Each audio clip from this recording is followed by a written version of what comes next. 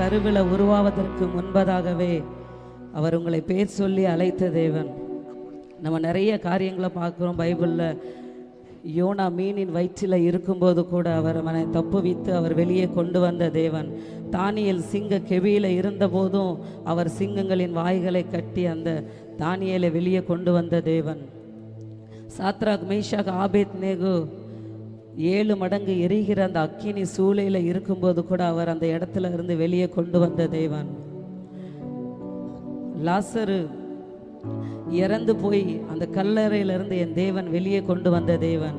ஒருவேளை நீங்கள் நினைக்கலாம் எனக்கு எவ்வளவு பிரச்சனைன்னு சொல்லி, எவ்வளவு கஷ்டம், எவ்வளவு போராட்டம்னு சொல்லி. ஆனால் இதில் இருந்து வெளியே கொண்டு வந்த தேவன் உன்னையும் வெளியே கொண்டு வருவார். அந்த கஷ்டத்தில் இருந்து, அந்த துக்கத்தில் இருந்து, அந்த பாரத்தில் இருந்து அவர் உன்னை வெளியே கொண்டு வரவர் வல்லவராக இருக்கிறார். அவர் பாதியில் உன்னை விட்டுட்டு போகிற தேவன் அல்லவே அல்ல. அவர் பாதியில் உன்னை விட்டுட்டு போகிற தேவன் அல்ல. அவர் தாயின் கருவில் உருவாவதற்கு முன்பதாகவே அவர் உன்னை அழைத்த தேவன். அழைத்தவர் உண்மையுள்ளவர்.